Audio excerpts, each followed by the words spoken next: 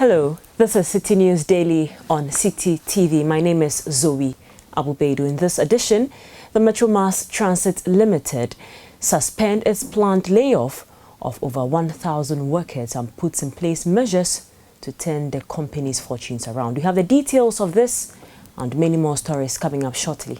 Stay with us.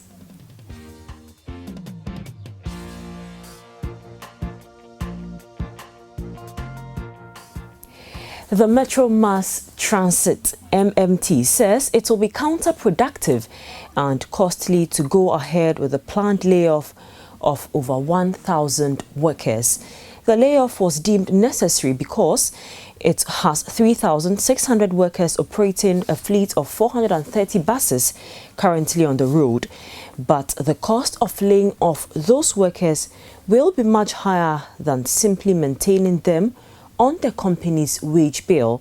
Board chairman of the Metro Mass Transit, Ahmed Arthur, who spoke to Citi News Daily, said measures put in place by the new management are gradually turning around the company's fortunes, hence the decision to suspend the layoff. He also said, as part of this plan, management is expecting some 200 buses by December to augment the fleet. Academic activities at the Accra Technical University have been temporarily suspended. This is to enable authorities renovate and fix some poor facilities at the school. Lecturers at the university on Tuesday declared a strike over inadequate facilities such as non-functioning electrical gadgets, poor state of laboratories, among others.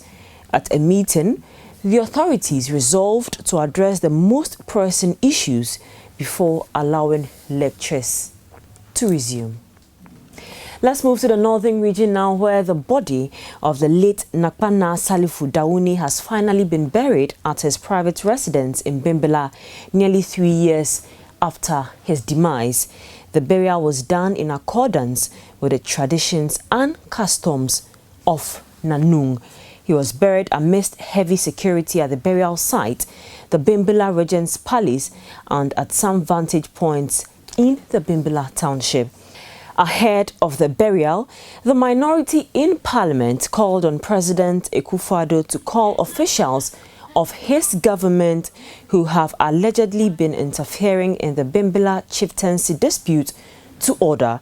The minority explained that despite the president's directive for his appointees not to get involved in the dispute, there were claims that some members of the administration have tried to influence the matter.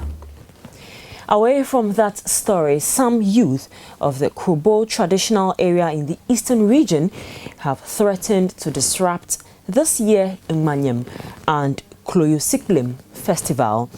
They want the Volta River Authority to assure them of a resettlement package before allowing the festival to proceed peacefully. The youth are aggrieved that years after the construction of the Akosombo and Akuse dams, which affected their communities, the traditional area has not been adequately compensated. Now, the Volta River Authority early this year allocated $500,000 to be shared among 52 towns as resettlement packages.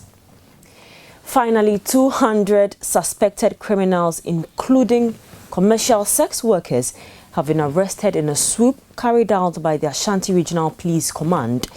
The exercise, which was carried out at Asokwa, Minshia, Ejiso, Tafo Pankrono and Kenyase between 9 p.m. last night and 4 a.m. this dawn, sought to flush out criminal activities in the area.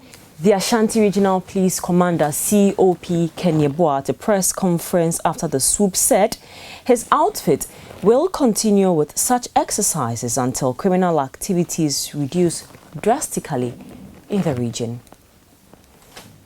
And that is how we end today's edition of Citi News Daily on Citi TV. My name is Zoe Baidoo. Many thanks for your time.